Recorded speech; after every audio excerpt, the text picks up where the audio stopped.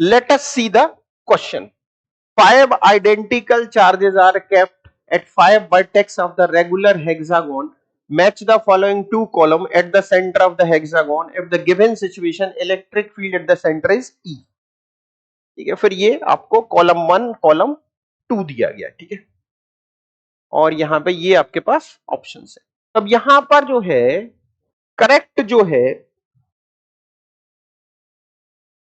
सबसे पहले की कॉन्सेप्ट क्या है, तो की कॉन्सेप्ट यहां पे है नेट इलेक्ट्रिक फील्ड।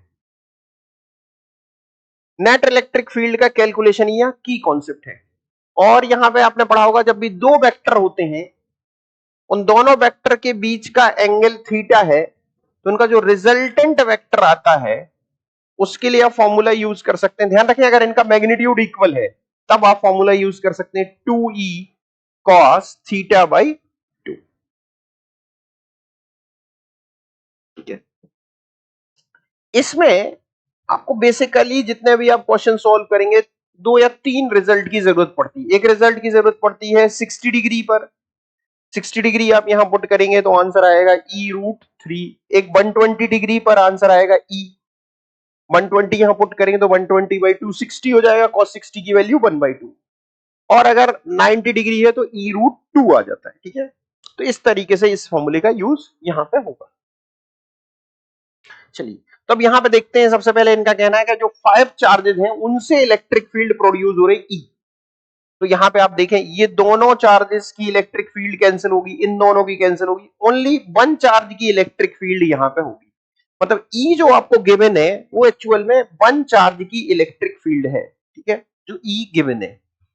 अब ए में सबसे पहले यहां पे दिया हुआ है इफ B इज रिमूव, इस B को रिमूव कर दिया जाए, इसको अलग कर देगा, तो आपके पास ये 4 चार्जेस बचेंगे। इसमें से देखें आप, ये दोनों चार्जेस अपोजिट हैं, इनकी इलेक्ट्रिक फील्ड कैंसिल आउट हो जाए। अब आपको सिर्फ इन दो की इलेक्ट्रिक फील्ड कैलकुलेट करनी। इन दोनों के बीच का जो एंगल होगा वो 60 डिग्री होगा, इलेक्ट्रिक फील्ड का एंगल। ये इलेक्ट्रिक फील्ड और ये, तो ये एंगल होगा 60 डिग्री, ये E और ये भी E। तो 60 डिग्री पर जब आप नेट निकालेंगे दोनों का रिजल्टेंट इस फॉर्मूले से, 2e cos 60/2 यानी 30, cos 30 की वैल्यू √3/2,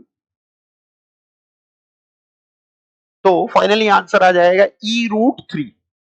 तो यानी ए का रिलेशन किसके साथ है, एस के साथ।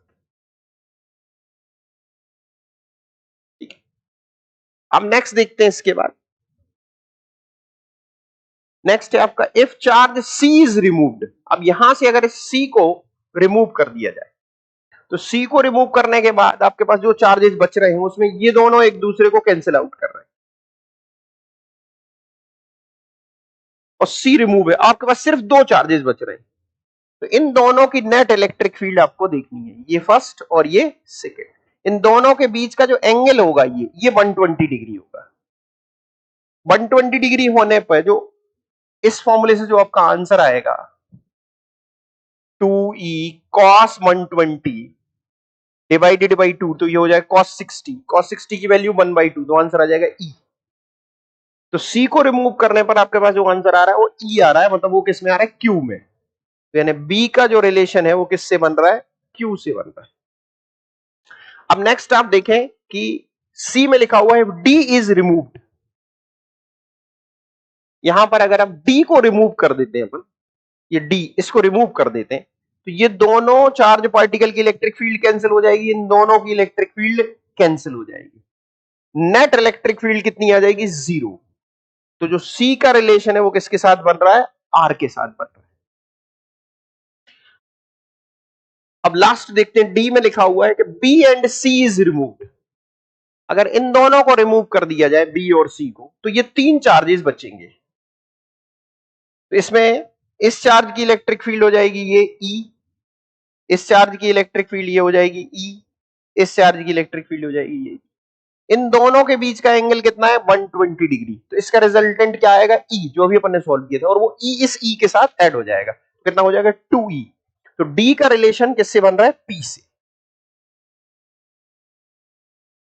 ठीक है, तो इस तरीके से आप देख सकते हैं। तो अब यहां पे जो फाइनली आपका आंसर बन रहा है वो क्या बन रहा है, A का S के साथ, B का Q के साथ, सी का आर के साथ और डी का पी के साथ। बिल्कुल फाइनल। तो फाइनली जो आंसर आपके सामने बन रहा है वो कौन सा बन रहा है?